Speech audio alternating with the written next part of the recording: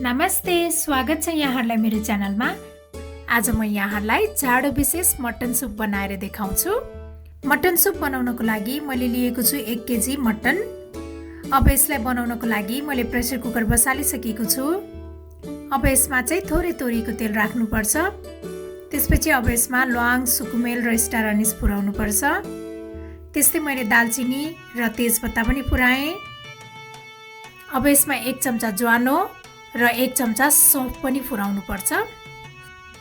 मटनको सुपमा सौंफ र ज्वानो राख्दा यसले स्वाद बढाउनुको साथै यो चाहिँ जाडोको लागि एकदमै फाइदाजनक हुन्छ। त्यसपछि अब यो मसिनो पारेर काटेको प्याज राख्ने।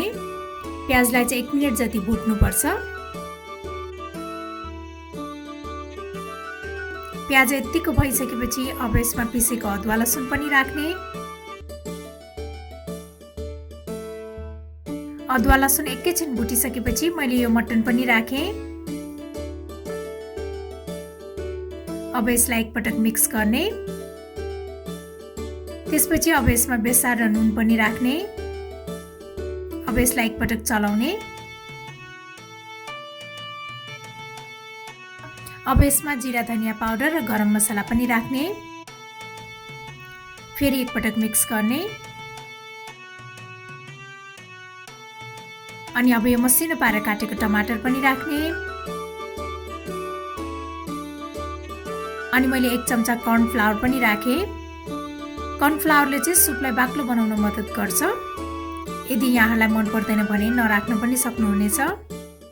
अब यसमा 2 कप मनतातो पानी राख्नुपर्छ। त्यसपछि मैले थोरै मरिच र जाइफलको धुलो पनि राखेँ। जाइफललाई चाहिँ भुटेर अनि पिसेर राखेको छु।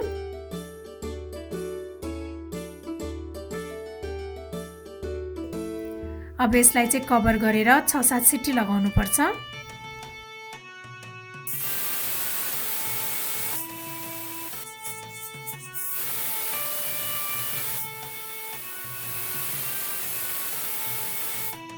यसमा चाहिँ 6-7 सिटी लागिसकेको छ। अब प्रेसर कुकरको हावा जान दिनुपर्छ। अब यसलाई एकपटक चेक गरौँ।